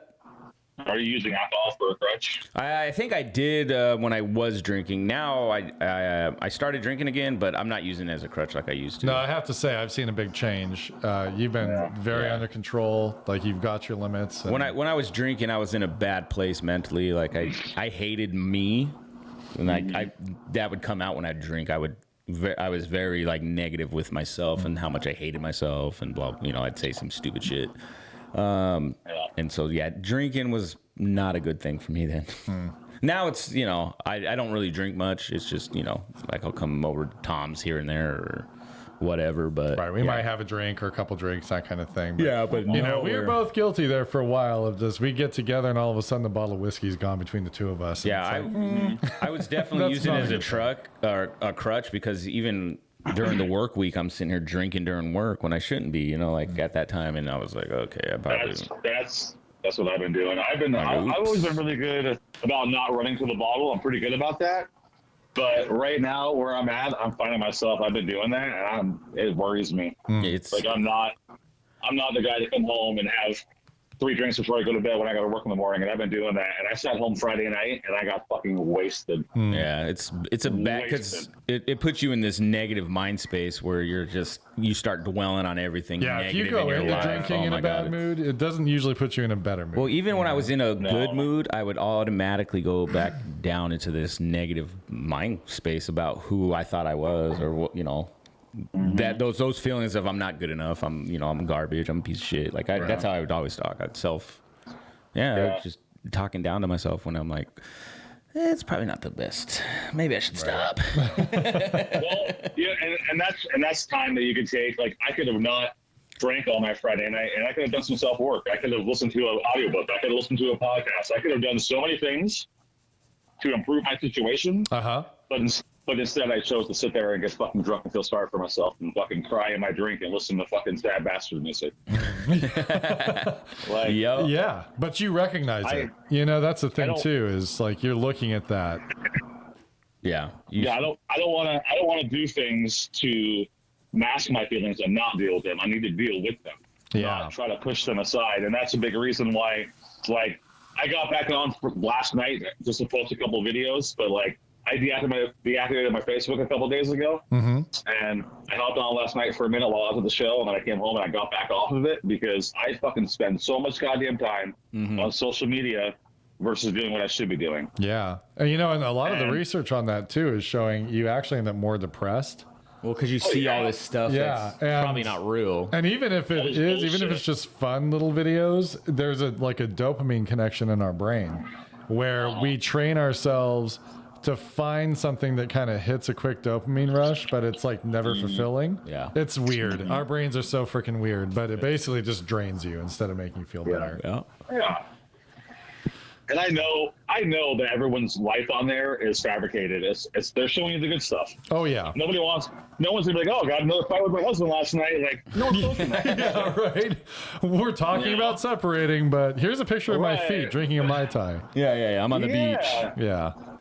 Look at this amazing dinner that I had. Well, how many times do you see like the little clip of the girl who's like pretending like she's in Paris, and she's like, they'll record people who are standing like in front of a poster and making it look like they're actually somewhere where they're not. C'est la vie. It's like, it's like there are so many people who just, it's like there's no real truth or I don't know. And I'm happy for people that are doing well, but yeah, I don't know. And I was guilty of it too. I post all the good stuff, and then I got to a place where I started posting sad shit, and I would post quotes and when I'm having a hard time, and I feel like nobody wants to see that shit. Right. Yeah. No, nobody wants to see the reality, and and even Jesse, thank you, showed his support a couple days ago. I think I just posted sad.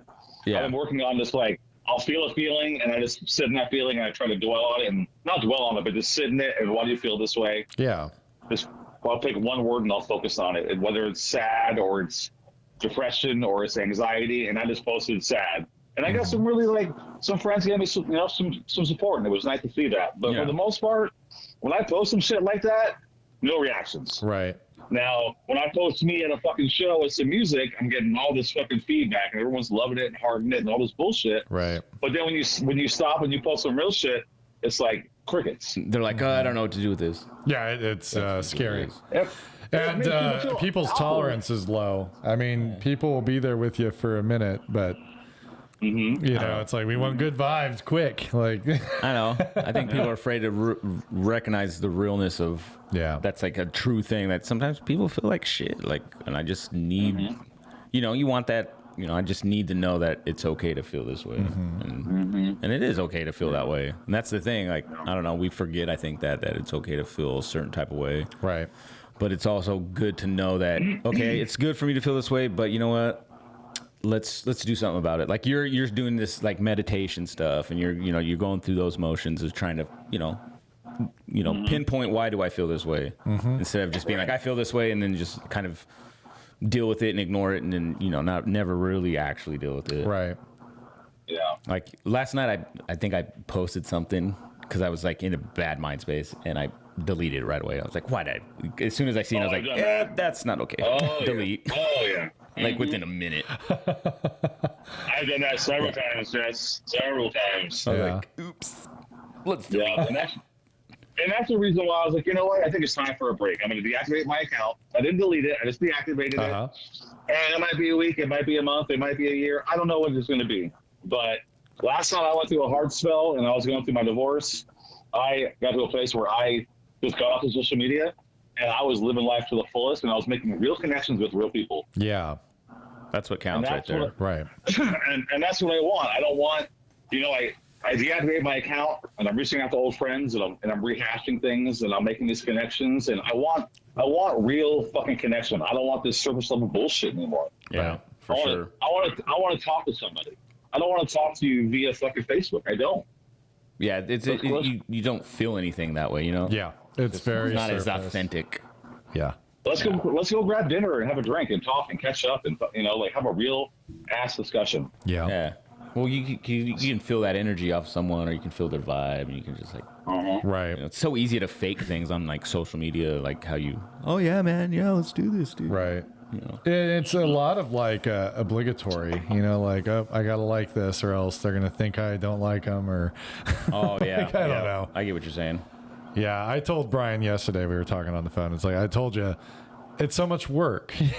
Like, oh, somebody makes you, like, my wife's always like, oh, you need to like say something for your birthday or whatever, or she'll post something for my birthday, and it's like, you feel like all day I'm just going in and making sure I say thank you, thanks, like, Oh yeah, and it's like, and I don't mean to not like it, but I feel the feeling of like, oh, that's so nice, that's great.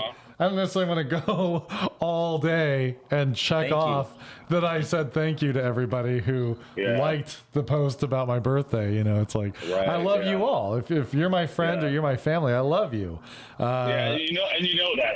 And I know that. It's very odd. I don't know. I'm just not that kind of person where it's like I need that vindication all the time. Yeah. Or I'm not here to validate your feelings. Yeah, right. I mean, it's like, I love you. Hopefully I love you, and like, if but like, if you don't post it on Facebook, it ain't true. If you don't tell me happy birthday, it's fine. I probably don't remember your birthday either, so you know what I mean. Like, Facebook reminds me. I mean, nobody remembered it. No one, like, people are like, oh, I got so much love. My friends are so great. Like, motherfucker, we got a notification saying it's your birthday.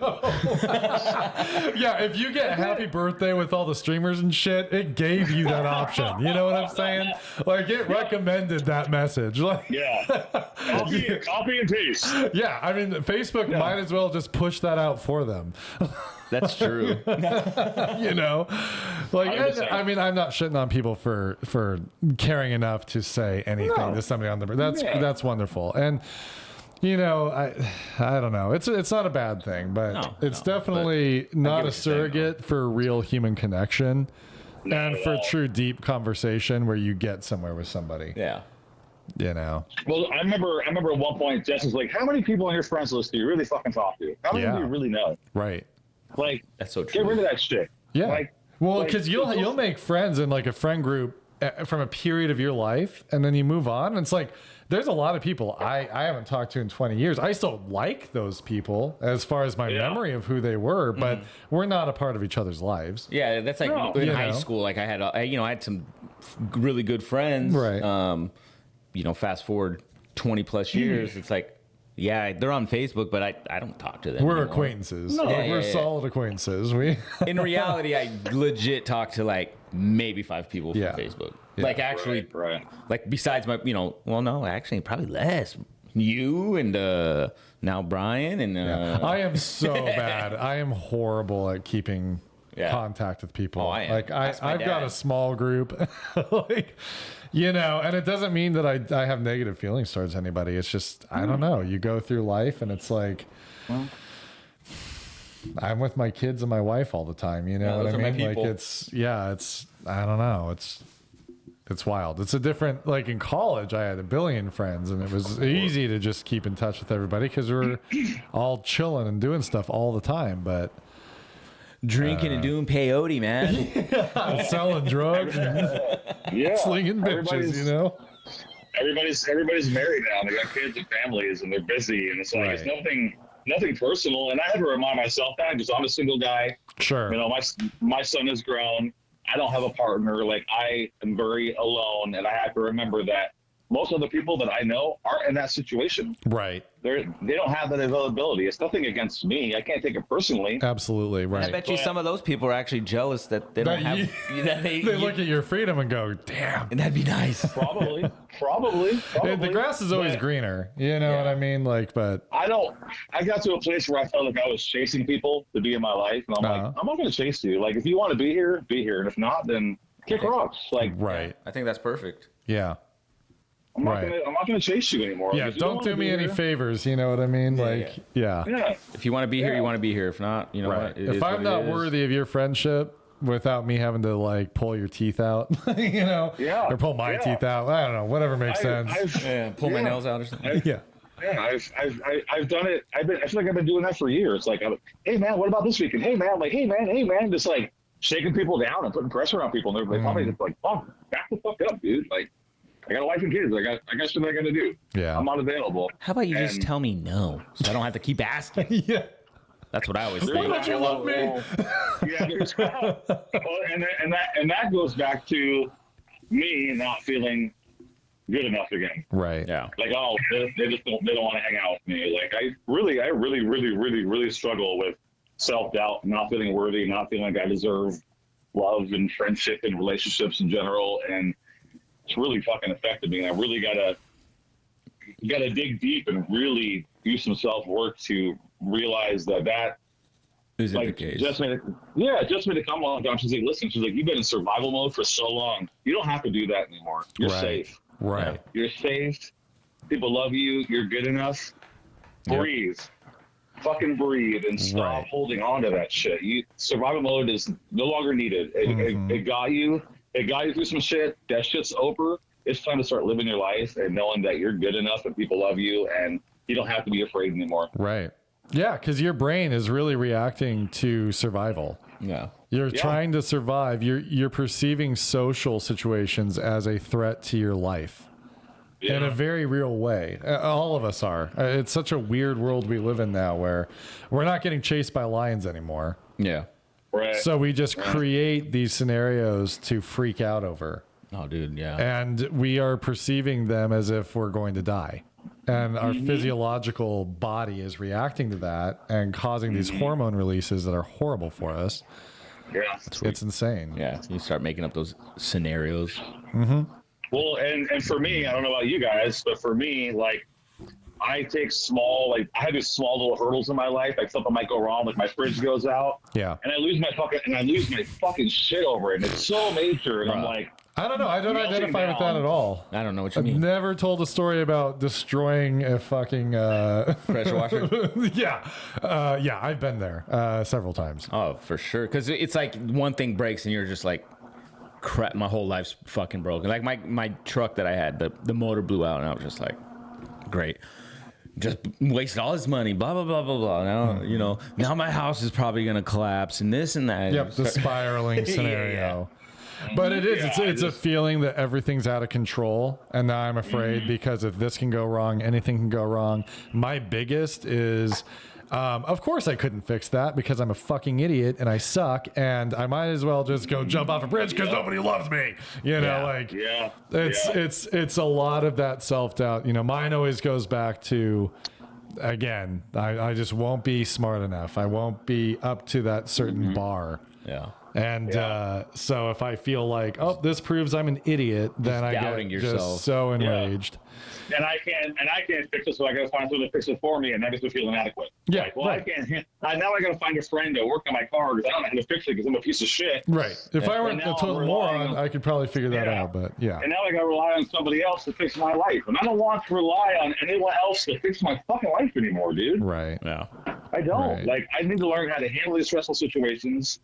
Like, I remember Jeff making a comment. She's like, I'm scared for our future. She's like, you crumble under the little bit of pressure so fast. I need someone who can take care of themselves and be strong and make me feel safe and make me feel like if something crumbles in my life that they can help me with that and not lose some shit too. Like, I need support. I need to feel like we can have a future and you can get through these hard times and be okay. And I don't feel like I have to take care of you and talk you down when you're losing your shit because one little thing went wrong. Right. Yeah. Yeah, and everybody needs to feel like for yourself to feel like, hey, it's all right. I got this. Because you can't have one person feeling like shit and then you're join in on them because then that's going to get you nowhere. Right. Yeah.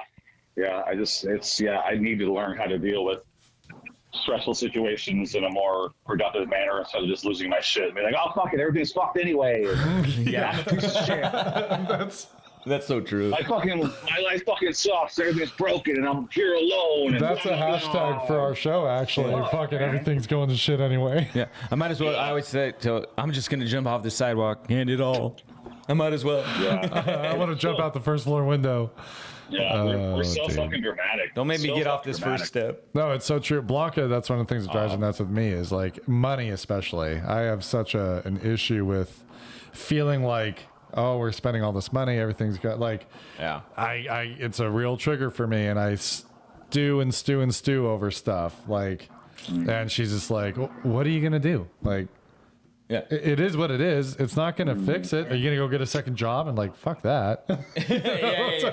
She's like, well, then why are you worried about it? Like, if you're not gonna fix it, just stop stressing about it. Like, that makes sense. They make it sound so easy sometimes. Yeah. Just go get another job. You're like, fuck, I guess you're right. Yeah. I mean, You go get another job. I don't want to work. Yeah. Right? I'm tired after work enough as it is. I'm Right. trying to get a second job. Right. yeah, fuck. That You know shit. what? Fuck it. I'm going to start my OnlyFans. I'll be the only one, but People probably like my That should be, feet. just That should really be a blended would hashtag subscribe. Yeah. yeah. We'll buy your foot pictures, Brian. What are you going to do? What are you going to do? Hey, yeah, seriously. That's funny. I've heard that so many times from Jess. Like, well, what are you going to do? Yeah. And it's true. It's like, what are you going to do? Right. Like, how are you going to solve that problem? What are you going to do? Right. Well, and I'm actually in school now. We're doing a lot more purposeful, mindful teaching to kids about all of that. Because really, in our day and age, we didn't grow up being taught your feelings or how to deal with things, that it's normal to feel out of control and to freak out. Yeah. I don't know how to express my emotions. Right. so We're I never actually learned like how to do that. explicitly teaching kids to feel the stress and strategies like we're trying to learn now as full grown adult men so that they, once they're 18 and out on their own, they realize, okay, It's okay to feel I that can way. flip out or I can feel the feeling for a second and then make a plan to make it better.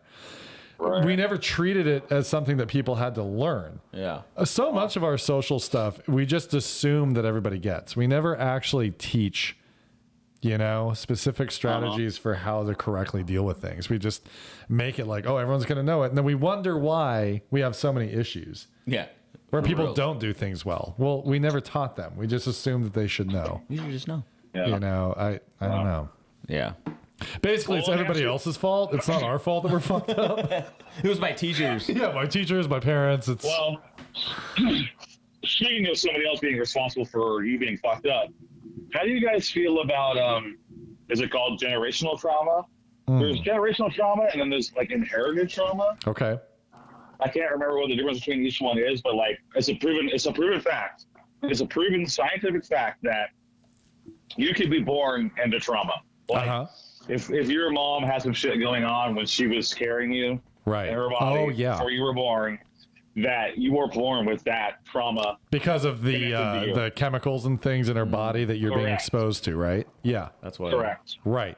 What do you guys think about that? I absolutely think that. I think, our brains, right, Yeah. are dealing with chemicals that help it develop, and our bodies are based on those chemicals. So if you're at a very early infantile stage, when you're in your mother's womb getting bombarded with these really high toxicity, Yeah. negative chemicals, I don't know how your brain wouldn't develop pathways for that. Yeah. Subconsciously, it's Right? just like I don't know why I feel this way. This is. Right. Yeah. I mean, because It's my if mom's you think fault. like you're a boy or a girl based on whether or not certain hormones are released at a certain time in your gestation period, Yeah. why wouldn't your body, its physiology, and your mind Think that. have different pathways built if you were getting hit with what is the bad chemical? I'm trying to think of the name of it. No. It's Negasol. golly, no, it's a very like duh thing. I can't think of the word, but when we're in a really stressed out situation, we're in fight or flight. That's what we're getting flooded Oh, with. yeah. And it's like, I mean, it's toxic. It causes cancer. Oh, yeah, well- The cancer rates insanely high for people that are dealing with multiple Even just like traumas weird and- stress and trauma can cause your heart to right. fucking yeah. just give out. You know what I Right. mean? Like, Right. yeah. No, I totally And believe that. Yeah, for sure. But there's two different ones. Like I said, there's that one where it's like it's a chemical thing. You're born into it. But then there's like maybe the other one's generational trauma, where it's like your family. Like my grandmother on my dad's side was loony bin, fucking crazy in the cat shit. And I was talking to my aunt, my dad's sister, not too long ago, and she was telling me about some old stories to deal with my grandparents and their struggles in their marriage and some shit that my grandma did. And my grandma and her whole family were just fucked up people. And is that like a generational trauma or just that I'm trying to think how to word it. Like, does that shit affect me? Like, is that Like it carries If you're over. fam- Yeah, like Yeah. if your family's fucked up, are you fucked Right. up too? Well, think about the experiences, right? So you've got the like it's that age old debate in psychology about is it nature or is it nurture? Well, yeah. So like if you're getting hit with the chemical side, that would be like the nature piece, right? A little bit of nurture because your mom's experiencing things that are creating the hormones that you're getting hit with. But after birth, is your mom not reacting to her reality? Is she not? I think that's what it is. Like, Right. your mom dealt with some stuff when she was younger, Right. and the only way she knows how to deal with that is when you're younger. You're getting Right. her shit end of So whatever you're a she baby felt. in your crib and she's hitting the bottle instead of coming to feed you. Yeah, and yeah, you're right. spending all night trying to self-soothe. And then she burns you with a cigarette or, the leaves good you old outside days. of a bar so that she can go drink or, whatever's going on. That is trauma that's now behavioral. That's like what you're exposed to. So, yeah, I mean, to that point, I think, I don't know if that's the way that they define those two. Yeah, I think that's how it builds trauma into Yeah. your younger kids or something. Right. Like, if you don't know I mean, what I you're feel like doing. I feel like my mom was great. She was growing up, but my mom also had her own shit. My mom had a shitty ass childhood. Right. I mean, she went through some serious shit. My mom's opened up to me in the last couple of years about some stuff where I'm like, oh my god, that's terrible. Right. And I wonder if her having that inside of her carried over to me. Right. Like she didn't. I wasn't an outlet for her problems, and she wasn't fitting the model of a bad mom. She was great. Yeah. But she's got a lot of shit she held on to for a lot of years of her life. And she had a friend pass away a couple of years ago that really broke her. Her and this guy were like best of friends. They weren't romantic, but they were the best of fucking friends. And when Zola passed away, my mom kind of had a breakdown, and she opened up about a lot of her past and a lot of things that she's dealt with. And I'm like, oh my god, my mom has had a fucking hard life. Right. And I wonder if that stuff, like, came onto me as. I mean, it She was could like carrying me, those subconsciously, feelings. Right. at a deeper level. Right. Yeah, like the subtle things, what we do talk about, what we don't talk about, and just like the things that you don't necessarily think about, Yeah.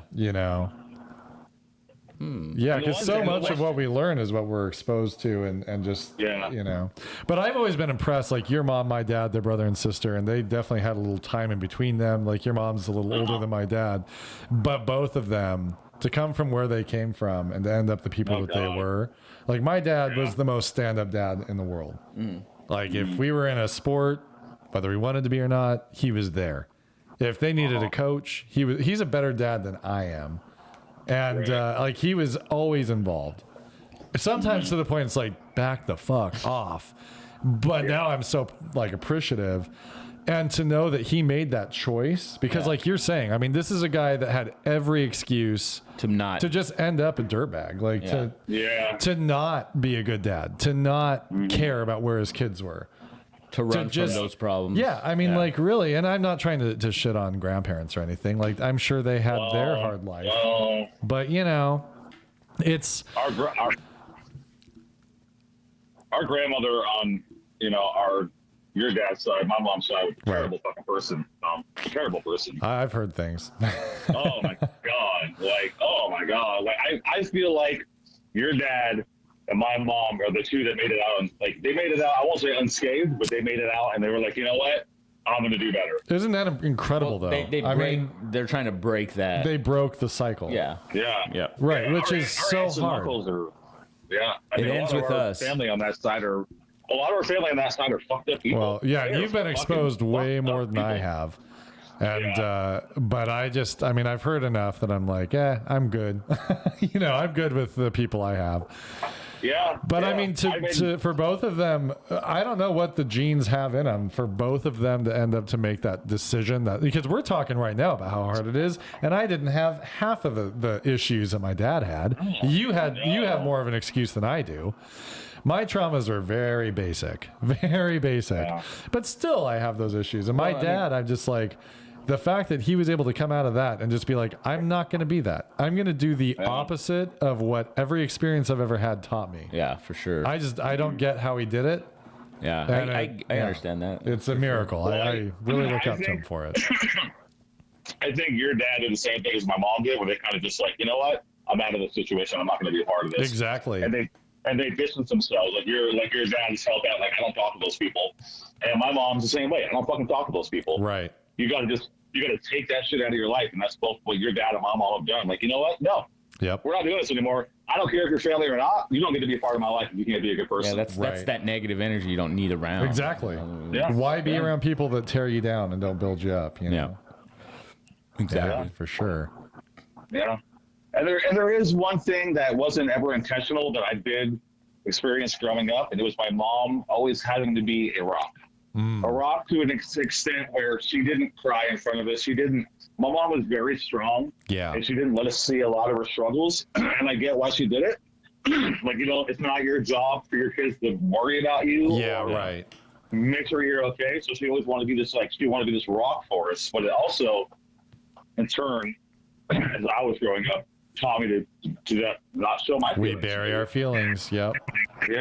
She didn't do that on purpose. No, it was very much that at that She's trying time. to protect you. Yeah, and at that time, that's how it was. When my grandmother died on my mom's side, it was kind of the same thing. I mean, we saw her cry, but it was a huge. I don't think you ever met my grandma, but she was like the core of the family that lived here. Right, everything revolved around them. She was the matriarch of the family, and her passing. I mean, it just changed everything, and the way we dealt with it.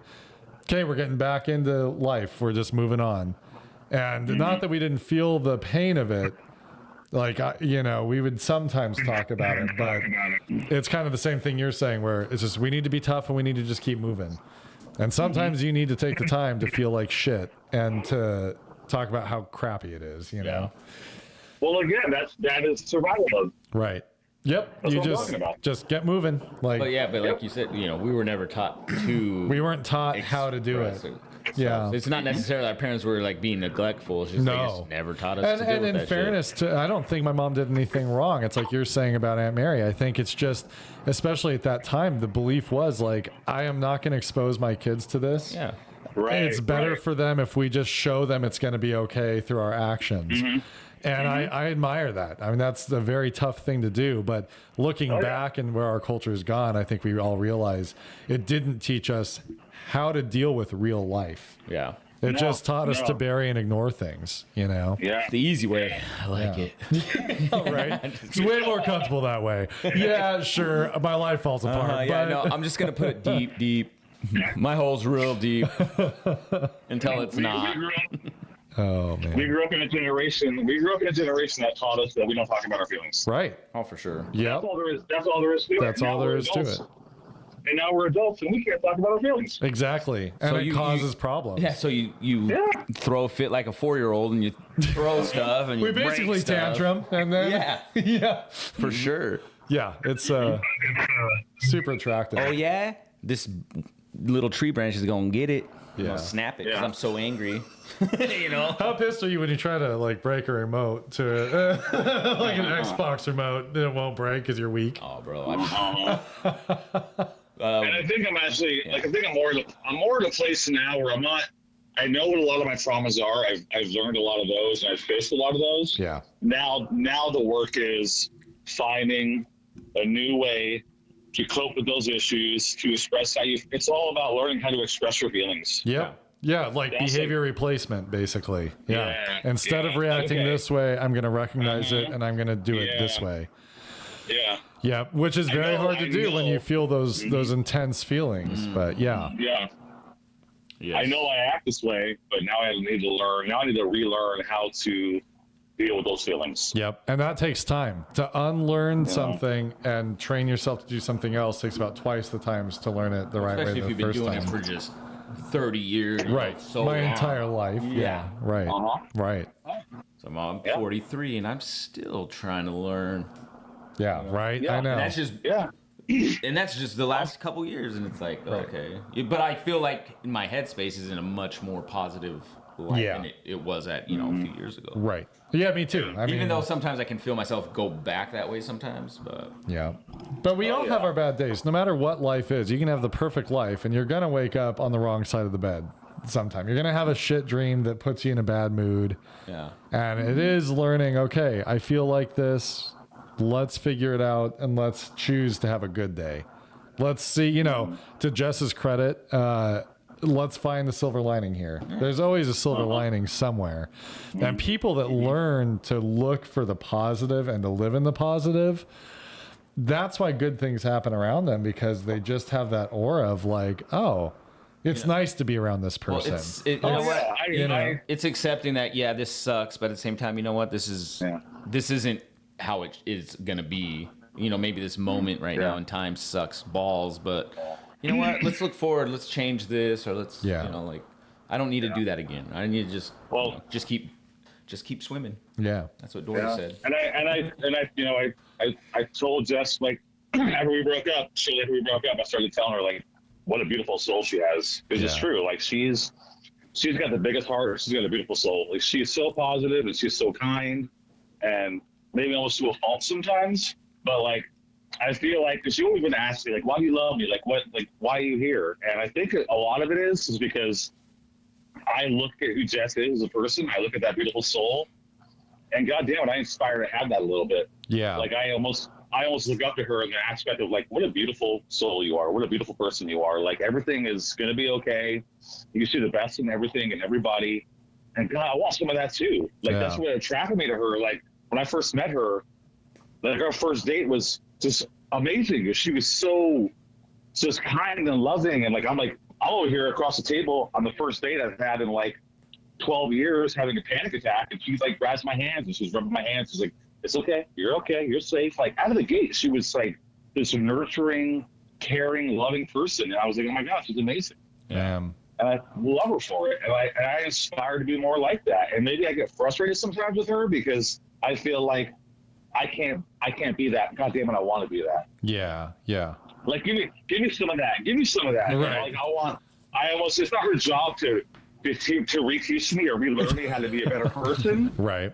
But I kind of want that a little bit. And it's like, maybe I'm frustrated that I feel like I want that, and I think I should be able to get that, and I'm not getting that. And I have to do this self-work. I have to get that for myself. Yeah. Right. I can't depend on Jess to make me a better person. I got to make myself a better person. Yeah, right. I mean, it is from inside. We all have to make that choice, because I'm not a naturally positive person either. I can put on the show that I am, but I'm not. I mean, it's so easy to just go the negative.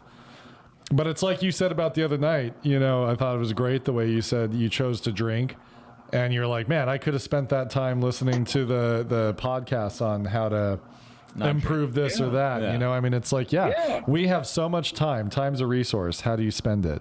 Yeah. You know, what do you do with that time? Instead of constantly waiting for that other shoe to drop. Yeah, right. Yeah. Back to Jess. What are you going to do? Yeah. What are you going to do? Right. What you going to do? Yeah. Hashtag what you going to do?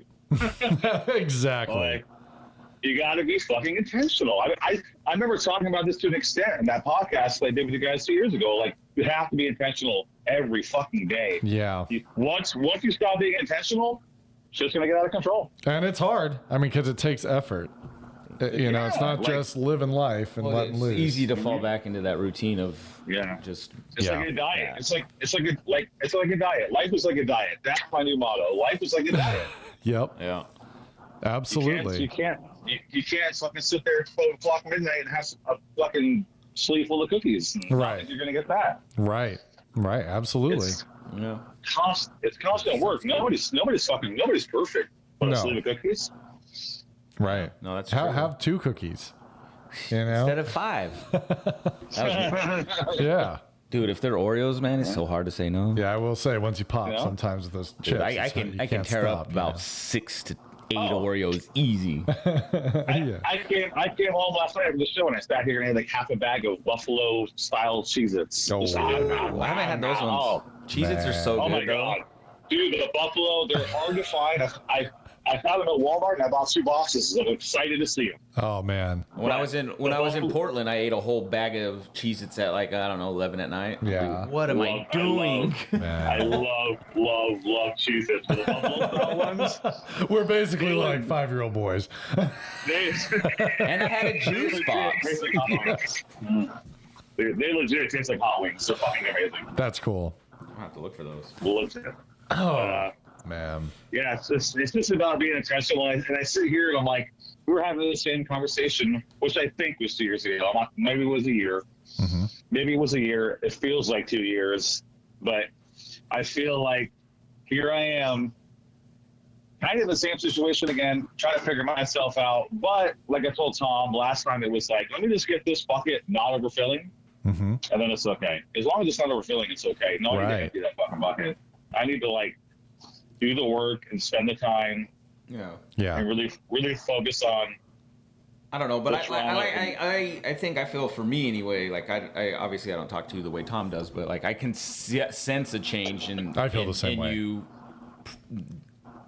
from last time we spoke to now, like even though you might be talking about some of the same stuff, I can sense the change. Though there's been maturity. There's already been like growth. A change in. Yeah, exactly. I mean, your goal's different now. Yeah. Your goal really before, even though you're like, maybe we'll be together, maybe we won't. Your goal was to be together. Yeah. Now it's you. And now you have acceptance that I feel like you actually are okay either way. That you really are looking for you and not for wanting, anything else. Just you recognizing that you've got to do it for you. And, that's powerful. It's not something that you can pretend. Like, it has to be real. So I kind of feel like you've turned that corner, I had to take a hard look and be like, you know what? Like, what we're doing, this wasn't working. And it was such a toxic fucking cycle that we were in. And things would be great. And then we'd feel like shit. And it was just like, it's been 4 years we were doing that shit. And it's like, when are we going to stop doing this? Like, I love her to death, but God damn it. Like, I don't want to do this anymore. I just don't. And I got to figure my own shit out. If that involves not being with her, then that's what it's got to be. Yeah. Obviously, we couldn't grow at the place we were at together. I'm not saying we could never grow together, but where we were at, we were both not dealing with things, and we weren't dealing with them together. We were just masking them, and it was toxic for us. Right. So now, I gotta do me. Yeah. I gotta do me and deal with my traumas, and you do you, boo boo. That's right. and I'm learning, and I'm finally learning why I act certain ways. I'm not fully there, but I'm getting there.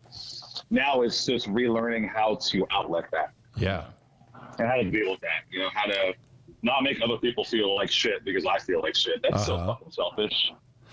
Yeah. Misery loves company, right? I mean, it takes a lot to recognize that, though. So yeah, that's a big thing to recognize. Right. Of course. I don't want to be a piece of shit. I'm not a piece of shit. Well, you're not. Stop saying that. Yeah. Don't have that. That what is it? That self-talk. Yeah. I always try to tell my negative wife self-talk. That. Yeah. Don't. It's really hard to break out of that. But it is you hard. Find yourself back. You know what? I am a good person. Fuck it. Like we were laughing yesterday. You got to look directly in the mirror and you got to say, you're a good person and gosh darn it, people like you. Bro, I legit have done that. Hey, I mean, you got to build yourself up.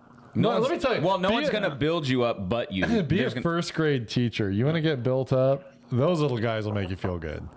When they care about you, man, you're like the coolest person. Or some random stranger saying you look like Ryan Reynolds. Yeah. That's a big one. That's fun. That is fun. That's a big one. That happened to Tom just the other day. That's so weird. I saw some posts about that. I was like, this guy, man. It's happened 3 times now. I'm a witness now. I don't see it, but I really appreciate it. So. I ask you one thing, Tom. Just save some pussy for the rest of us. Jesus Don't worry. Don't take it all. There's plenty out there for you guys, I promise. I'd have one more comment on the serious shit we were talking about. I want to say I was talking to my sister a while back, and my sister told me, she goes, you know what, Brian? She goes, I'm not trying to be an asshole, but you really focus on how somebody makes you feel and what you're going through. But when it comes to what somebody else is going through, you don't seem to really give a shit. You got big feelings when it comes to how you feel, but when it comes to how somebody else feels, you don't seem to really give a shit. Like, that's selfish. I love you and you're my brother, so I can tell you this, but you can tell me how many ways I hurt you, but you don't see how you've hurt me. I'm like, damn. Kind of made you stop and think. That reality check. Yeah, for sure. Yeah. And I couldn't even argue with her. I'm like, fuck, she's right. Yeah. She's fucking right. Like, but look at the growth. I mean, there's probably a Brian at one time that wouldn't have heard that. You know what I mean? True. I mean, that's like, you're get to sis, whatever. I hate you. Yeah.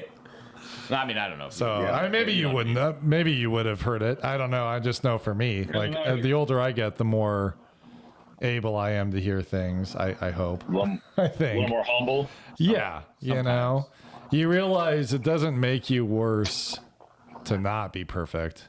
I don't know. Yeah. Maybe. Yeah. I still kind of struggle with that, but whatever. But I don't know. Man. All right. Well, Brian, it's been a really good time talking to you. It was nice talking to you on the phone yesterday and catching up. We'll definitely have to stay connected. Hopefully I'll make it out there to your side at some point, and or we can just schedule a fucking hike for real. Yeah, for real, dude. Like we just meet somewhere and hike. We talked about that last time. Yeah. You know, we keep talking about it. And I did talk to Mom. And Mom, of course, Mom was like, tell him he wants to get out. You got plenty of room for him. Yeah. I think we might try to come out sometime this fall. Yeah. So, yeah. We'll... I'll let you know. That'd be awesome. Yeah, Jesse, man. tag along with him, dude. Tell the family you'll be back. Come out with him, dude. Oh, yeah, I'll be down. My brother and sister and mom are all over that side, so. Yeah. Oh, yeah, where at? My brother lives in Tacoma. Oh, fuck, dude. Come on. And my sister lives in, like, Kent, Des Moines. My mom, I think she lives in Maple Valley. Okay. Oh, damn. Okay. Yeah. My brother has, like, he has a disc golf store over there in Stillicum. At the Stillicum disc golf. Yeah, I love disc golf, dude. Yeah, him and a buddy, they opened up a disc golf shop over there. It's called Stillicum. It's at the Stillicum disc golf course or something over there. Near Tacoma. So that's cool. Yeah, he's been doing that for it's over a year now. Yeah, I still haven't seen it. That's how good of a brother I am. I still haven't seen it. Have you guys played disc golf before? I've played it with my brother once or twice. It's fun. I like throwing shit, so it's like fun. Yeah. Super fun. If it's anything like regular frisbees, I would probably suck at it. But there's different frisbees. There's like putters and all that shit. It's legit like golf, but it's fucking fun. We got some really pretty courses out here. It's like you go out in the woods and you bring a soft-sided cooler with some beers in it and go out and throw some discs, and it's fucking fun, dude. That's cool. It's really fun. Yeah, I got a friend who's in. That'd be fun. Yeah, I got a friend who's into it. She got me out a couple times. I'm like, this is fucking awesome. That's cool. Yeah, it's fun, but yeah, we got to figure something out. And Jesse, it'd be good to actually meet you face to face. Yeah, for real. I know, right? I feel like I have and I haven't. Isn't that weird? I was telling Tom on the phone, like, I don't really know the guy, but like, from what I know you, I think you're a great dude. Like, real shit, man. You seem like a great guy. Well, I appreciate it. Back at you. Yeah, for sure. I feel like we all vibe pretty well. Yeah. Yeah. These talks are great. I love it. It flows. Yeah. You know what I mean? Yeah, for sure. So. Well, I'm sure this is going to be one of our highest rated episodes yet again. Yes, sir. So thank you, Mr. Brian, for being with us. Yeah, we're going to have you on again for sure. Yeah.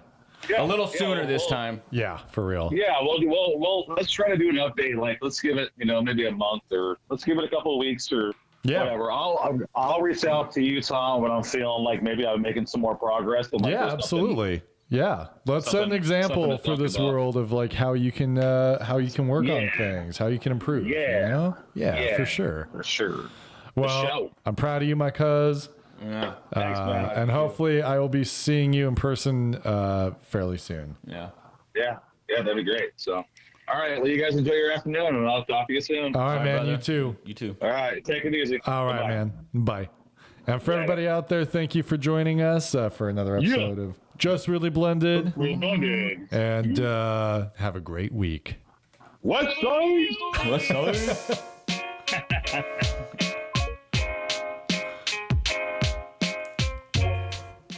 My ear.